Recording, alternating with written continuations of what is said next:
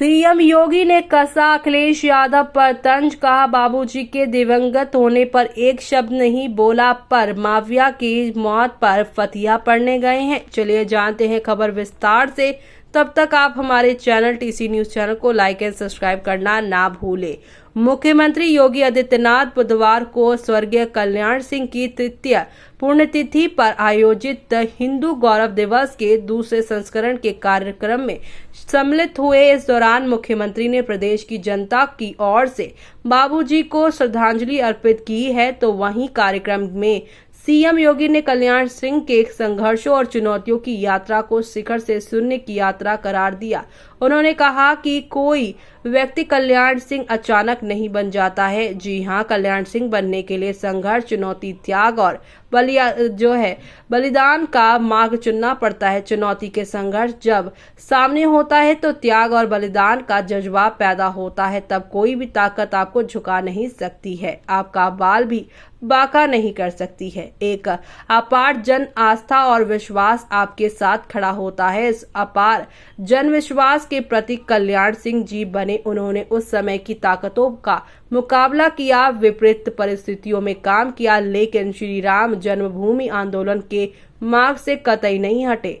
अतः परिणाम आज हमारे सामने है। आज उसकी सुखद अनुभूति पूरी दुनिया में रहने वाले सनातन धर्मावलंबी कर रहे हैं। इस दौरान मुख्यमंत्री ने अपने उद्बोधन में समाजवादी पार्टी और उनके मुखिया पर भी हमला किया और पीडीए पर भी गंभीर सवाल उठाए हैं। जी हां, सीएम योगी ने कहा बाबूजी यानी कि कल्याण सिंह को उनकी तीसरी पुण्यतिथि पर कोटि कोटि नमन करते हुए कहा है कि अलीगढ़ के एक सामान्य परिवार में जन्म लेने वाले बाबूजी ने शुरुआत से ही संघर्ष और चुनौतियों का मुकाबला करना सीख लिया था।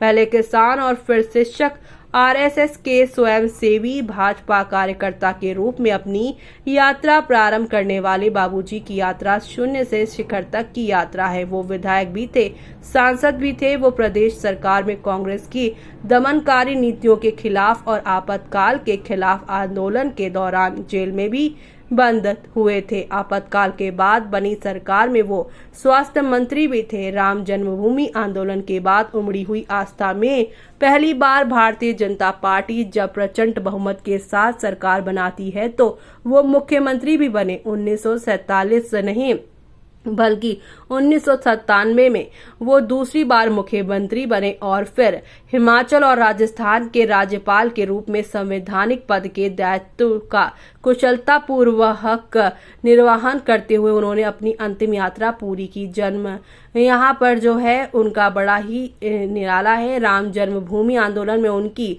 भूमिका का ही परिणाम आज हम सबके सामने है। दुनिया में कौन सी श्रमिक और वंचित जातियां होंगी जिन्होंने अयोध्या में रामलला की प्राण प्रतिष्ठा का कार्यक्रम अपनी आंखों से नहीं देखा। मानवता का जहां दमन हुआ, श्री राम जन्मभूमि पर राम मंदिर का निर्माण उनके लिए आशा की एक किरण है। इस आशा की किरण की शुरुआत तब हुई जब बाबूजी ने कहा था कि सरकार जाए तो जाने दिया जाए, लेकिन राम भक्तों पर गोली नहीं चलाएंगे। सीएम योगी ने कहा उनका जीवन भारत की राष्ट्रीयता के प्रति समर्पित था। उन्होंने जातिवाद को प्रश्रय नहीं दिया। समाज का विभाजन करने वाली ताकतों से उन्होंने दूरी बनाए रखे।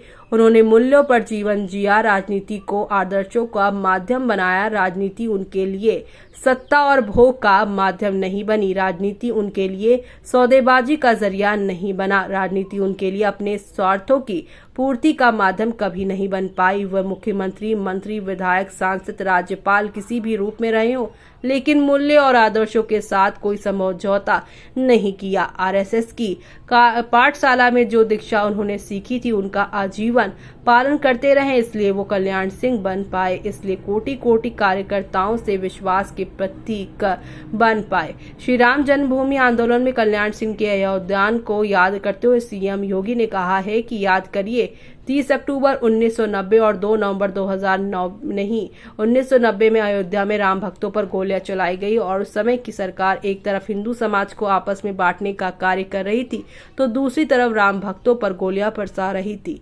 तब अडिग चट्टान बनकर उनके सामने टकराने वाला व्यक्तित्व श्रद्धेय बाबूजी कल्याण सिंह थे। जब उन्होंने कहा था कि हम हिंदू समाज को बांटने नहीं देंगे, ये जातीयता का जहर घोलने वाले भारत को तोड़ने का काम कर रहे। 30 अक्टूबर और 2 नवंबर 1990 की तिथियां भारत के इतिहास में काले अध्याय के रूप में लिखी जाएंगी। जब अयोध्या में निर्ममता पूर्वक राम भक्तों का लहू बहाया गया तब भी श्रद्धेय बाबूजी ने ही आवाज मुखर की थी। 6 दिसंबर 1992 को जब केंद्र सरकार का दबाव था कि अयोध्या में कार सेवकों पर गोली चलाई जाए, तब बाबूजी ने कहा था कि केंद्र चाहे तो हमारी सरकार बर्खास्त कर दे, नहीं तो मैं इस्तीफा देने को तैयार हूं, लेकिन राम भक्तों पर हरगिज गोलियां नहीं चलाई जाएंगी। उन्होंने मुख्यमंत्री पद ठुकराकर संघर्ष का रास्ता चुना। सीएम योगी ने कहा है कि आज जब हम लोग बाबूजी की तीसरी पुण्य तिथि को हिंदू गौरव दिवस के रूप में मना रहे हैं तो हमें हिंदू एकता के महत्व को समझना पड़ेगा। हिंदू कोई जाति, मत और मजहब नहीं है, ये किसी संकीर्ण दायरे का माध्यम नहीं है, भारत की सुरक्षा की गारंटी है, ये भारत की एकता और एकता की गारंटी है। याद रखना, जब तक भारत का मूल्य सनातन हिंदू समाज मजबूत है, भारत की एकता अखंडता को दुनिया की कोई ताकत चुनौती नहीं दे सकती। लेकिन जिस दिन एक एकता जो है वो खत्म होगी, वो सब खत्म हो जाएगा। तो वहीं इसी के साथ उन्होंने अखिलेश यादव पर भी अपनी बात रखी। सीएम योगी ने विपक्षी दल समाजवादी पार्टी और उसके मुखिया पर हमला करते हुए कहा, कौन नहीं जानता है कि यहाँ बाबूजी के दिवंगत होने पर श्रद्धांजलि देने जाने की बात तो दूर, समाजवादी पार्टी के मुखिया के मुंह से संवेदना का एक भी शब्द नहीं निकला। वही प्रदेश का एक दुर्दत्त माफिया मरा था तो फतिया पढ़ने वो उसके गांव तक चले गए थे। क्या यही है पीरियड? जी हाँ। और क्या वो यहाँ पर यही बताना चाह रहे हैं? सैकड़ों हिंदुओं के खून से उनके हाथ रंगे हुए हैं। ऐसे माफिया के मरने पर ऐसे मातम मना रहे थे जैसे उनका कोई सगा चला गया हो। यही पीरियड का वास्तविक चरित्र है। अयोध्या में एक निषाद बालिका के साथ कन्नौज में और लखनऊ में जो घटनाएं घटित हुई, उनका चेहरा है। जब तक उनका एकजुट होकर मुकाबला नहीं करेंगे, ये लोग प्रदेश की जनता को ऐसे ही बेवकूफ बनाते रहेंगे, छलते रहेंगे। ऐसे में आपका क्या कहना है इस पूरे मामले पर? हमें कमेंट बॉक्स में कमेंट करके बताना बिल्कुल भी ना भूलें आप।